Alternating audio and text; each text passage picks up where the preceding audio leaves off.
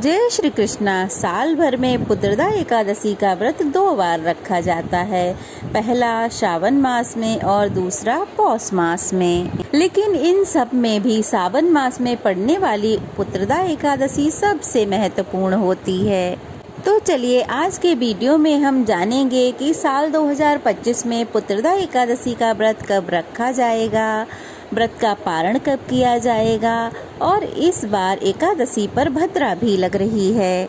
भद्रा का वास कहाँ रहेगा और भद्रा काल कब से कब तक रहने वाला है। सावन मास की पुत्रदा एकादशी को पवित्रोपन्ना एकादशी भी कहते हैं और इस दिन भगवान विष्णु की श्रद्धा भाव से विशेष पूजा अर्चना करने का विधान है। इसके अलावा इस एकादशी पर भगवान शिव की पूजा अर्चना करने से अत्यंत लाभ मिलता है। निसंतान महिला या पुरुष संतान प्राप्ति के लिए अगर इस दिन व्रत रखते हैं तो उन्हें निसंदेह ही दीर्घ आयु और स्वस्थ संतान प्राप्त होती है। परिवार में अगर कोई परेशानी है तो उससे भी छुटकारा मिलता है। साथ ही पुत्र प्राप्ति के लिए, पुत्र की दीर्घ आयु, अच्छे स्वास्थ्य के लिए भी यह व्रत रखा जाता है। संतान से जुड़ी समस्याओं के निवारण के लिए भी इस व्रत को रखा जाता है। यह व्रत उन दंपति के लिए सबसे विशेष माना जाता है जो संतान प्राप्ति की कामना रखते हैं। इसके अलावा मोक्ष की प्राप्ति के लिए या पापों से मुक्ति पाने के लिए भी इस व्रत को रखा जाता है। चलिए अब जान लेते हैं एकादशी तिथि कब से कब तक रहने वाली है इस बारे में। साल 2025 में सावन शुक्ल एकादशी तिथि प्रारंभ होगी 4 अगस्त सोमवार को सुबह 11:42 से और एकादशी तिथि समाप्त होगी 5 अगस्त मंगलवार को दोपहर 1:12 पे। और इस बार एकादशी का व्रत 5 अगस्त दिन मंगलवार को रखा जाएगा। सभी गृहस्थ जन इसी दिन व्रत रखेंगे। मंगलवार को पूरा दिन व्रत रखने के बाद अगले दिन बुधवार को व्रत खोला जाएगा। इस बार सावन महीने का आखिरी मंगला गौरी व्रत भी इसी मंगलवार को रखा जाएगा।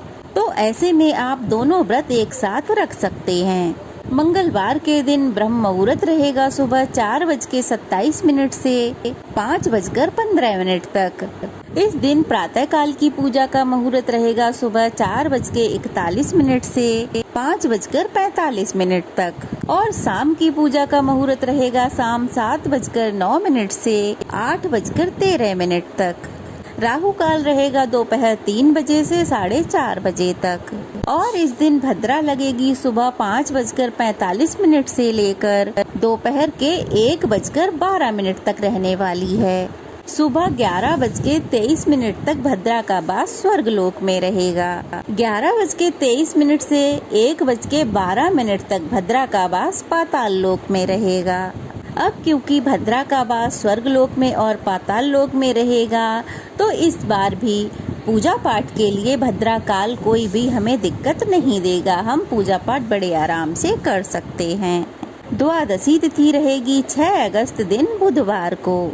इस दिन ब्रह्म मुहूर्त रहेगा सुबह 4:27 से लेकर 5:15 तक। सूर्योदय का समय होगा सुबह 6:03 पर। प्रातः काल की पूजा का मुहूर्त रहेगा सुबह 4:42 से लेकर 5:45 तक। शाम की पूजा का मुहूर्त रहेगा शाम 7:08 से 8:05 तक।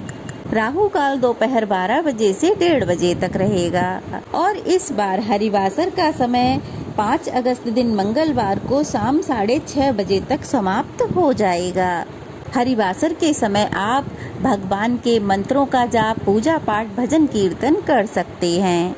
एकादशी व्रत पारण यानी कि पुत्रदा एकादशी के व्रत खोलने का जो मुहूर्त है वो रहेगा 6 अगस्त दिन बुधवार को सुबह 5:45 से लेकर 8:26 तक।